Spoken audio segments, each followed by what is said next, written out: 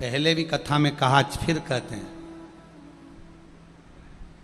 जिस व्यक्ति के जीवन में धन, संपदा, वैभव, सत्ता, लक्ष्मी की थोड़ी भी कमी दिखती हो, उसको बेलपत्री के वृक्ष का पूजन चालू कर देना चाहिए।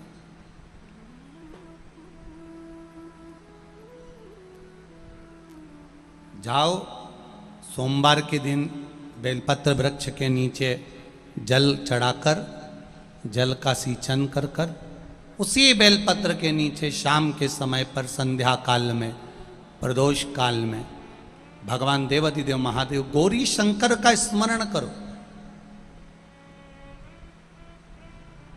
बेलपत्र की जड़ की ओर, बेलपत्र की तना की ओर, बेलपत्र के वृक्ष की ओर तुम्हारा मुख हो।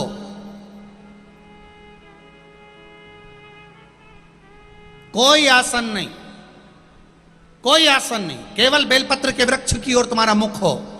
जहां बेलपत्री का वृक्ष है उसके नीचे बैठकर, उसकी छाया में, उसकी ओट में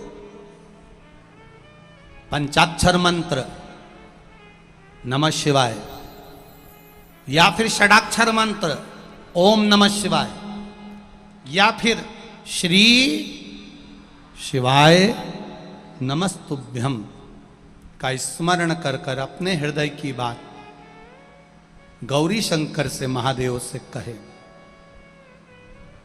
शिव महापुराण की कथा कहती है, 7 दिनों में एक दिन सोमवार का ऐसा होता है जिस दिन 33 कोटि देवी देवता बेलपत्री के वृक्ष के नीचे बैठकर भगवान शंकर और पार्वती का स्मरण करते हैं, और शिव पार्वती उनकी झोलियां खुशियों से भरते हैं। देवता भी जिनका भजन कर रहे हैं वो बेलपत्री के वृक्ष के नीचे।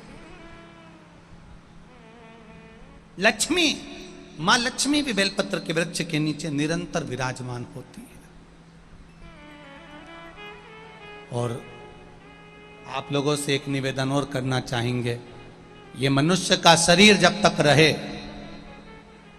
ये मानव की देह जब तक रहे, जिंदगी में एक बेलपत्री का वृक्ष अपने रहते रहते कहीं पर भी लगाना, उसको बड़ा करना, उसको बड़ा कर कर, जैसे अपने बच्चे को बड़ा करते हो ऐसे लगाकर बड़ा कर कर महादेव से कहना कि मैंने अपनी जिंदगी में, मैं मर भी जाऊं, मेरे प्राण छूट भी जाएं, मेरे जाने के बाद मेरे घर के लोग एक लोटा जल चढ़ाएं ना चढ़ाएं, बेलपत्री चढ़ाएं ना चढ़ाएं, पर ये वृक्ष मैंने बेलपत्री का लगा दिया, अगर मैं मर भी गई तो मेरे मरने के बाद भी मेरे हाथ की बेलपत्र महादेव को चढ़ती रहेगी, महादेव को प्राप्त होती रहेगी।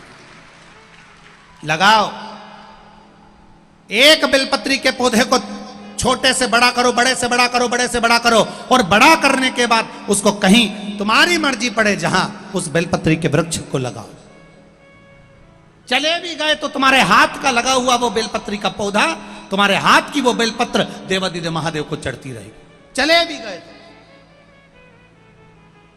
तुमने कोई प्याऊ बनवाया मंदिर में, नहीं बनवाया। तुमने कोई भोजनशाला चलाई मंदिर में, नहीं चलाई। तुमने कोई दीवार बनवाई मंदिर में, नहीं बनवाई। तुमने कोई प्राण प्रतिष्ठा करवाई मंदिर में, नहीं करवाई। तुमने कोई अच्छा कार्य करा जीवन में, करा कि नहीं करा पता नहीं, पर एक अच्छा कार्य कर कर जाना अपने हाथ से, एक बेलपत्री का पौधा, एक बेलपत्री का वृक्ष बड़ा कर कर लगा कर जाना, जिससे तुम्हारे जाने के बाद भी वो बेलपत्री महादेव को चढ़ती रहे, किसी शंकर भगवान के मंदिर में चढ़ती रहे। चढ़ेगी तो शिव पर ही चढ़ेगी, बेलपत्री और कहीं चढ़ती भी नहीं, और बेलपत्री कहीं काम आएगी भी नहीं, आएगी तो शिवालय में काम आएगी। और उस बेलपत्री की महत्वता को दुनिया के लोग जब जान जाते हैं तो शंकर जी के ऊपर चढ़ी हुई बेलपत्री एक भी बच नहीं पाती, वो लेकर घर चले जाते। आज के जमाने में एक माता बेलपत्री चढ़ाती है तो दूसरी इंतजार में पल्लू लेके खड़ी मिलती है, चढ़ा मैं उठा लूंगी, उठा। एक चढ़ा रही है तो एक उठाने के लिए तैयार बैठी है। बोलो री बेटवा वाली चीजें सही है कि गलत है? वो चढ़ा रही है और तुम इंतजार में बैठी हो। श्री शिवाय नमस्तुभ्यम, झाड़ू लगाती लगाती भी श्री शिवाय नमस्तुभ्यम, श्री शिवाय नमस्तुभ्यम, ये चढ़ाएगी मैं उठाऊंगी, श्री शिवाय नमस्तुभ्यम। और इसने बस बेलपत्री चढ़ा के पूजन वगैरह करी और पूजन कर कर इसने प्रणाम करा, श्री शिवाय नमस्तुभ्यम ये भी बोली और बोलते से बच यूं घूमी, इतनी देर में तो गायब। अब जो घूमी उसने पलट कर देखा तो उसको लगा महादेव ने मेरी बेलपत्री स्वीकार कर ली। उसको क्या मालूम था, बाजू में जगदम्बा खड़ी थी, ले गई।